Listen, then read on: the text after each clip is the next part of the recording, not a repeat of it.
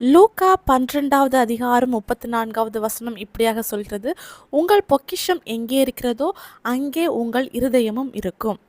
இந்த வசனத்தில் பொக்கிஷம்னா என்னன்னு பார்க்கும்போது, நம்ம சேர்த்து வைக்கிற ஆசிர்வாதங்கள், நம்ம பூமிக்குரிய ஆசிர்வாதங்களை சேர்த்து வைக்கிறோமா இல்லை பரலோகத்துக்குரிய ஆசிர்வாதங்களை சேர்த்து வைக்கிறோமான்னு யோசிக்கணும்.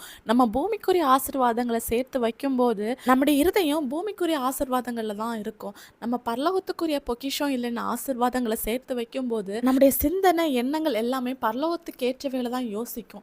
நம்முடைய இருதயமோ பரலோகத்துக்கு ஏற்றவைகளில் தான் இருக்கும். பூமிக்குரிய பொக்கிஷங்கள் சொல்லும்போது இங்கே நம்ம சேர்த்து வைக்கிற ஆஸ்தி, அந்தஸ்து, சொத்து, இன்னும் உலக பிரகாரமான நட்புகள், உறவுகளாக இருக்கலாம். ஆனால் பரலோகத்தில் எப்படி தெரியுமா பொக்கிஷங்களை சேர்த்து வைக்கணும்னா, ஆண்டவர் நம்மக்கிட்ட எதை விரும்புகிறாரு, பரலோகம் நம்மக்கிட்ட எதை விரும்பும் அதை நம்ம செய்வோம். நம்முடைய ஏக்கங்கள், விருப்பங்கள் எல்லாமே பரலோகம் எதை விரும்புதோ அதை செய்கிறது மாதிரி மாறும்.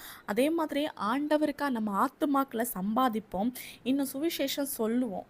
அது மட்டும் இல்லை, நம்மளுடைய டைமை ஆண்டவருக்காக ஸ்பெண்ட் பண்ணுவோம். இது எல்லாமே பரலோகத்தில் நமக்கு அநேக பலன்களை கொண்டு வரும். இது நமக்கு பொக்கிஷமாக மாறும்.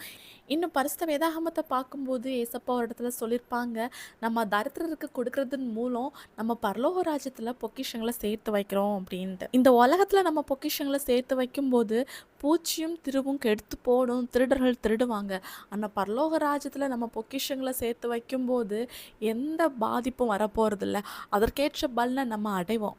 இன்று முதல் நம்ம பரலோக ராஜ்யத்துக்கு பொக்கிஷங்களை சேர்த்து வைக்கிறவர்களாக மாறுவோம். அப்படி மாறும்போது ஏசப்பா நம்மளையும் ஆசீர்வதிப்பாங்க. விசுவாசிங்க, அற்புதங்களை எதிர்பாருங்க. இயேசு கிறிஸ்துவின் நாமத்தில் ஆமேன்.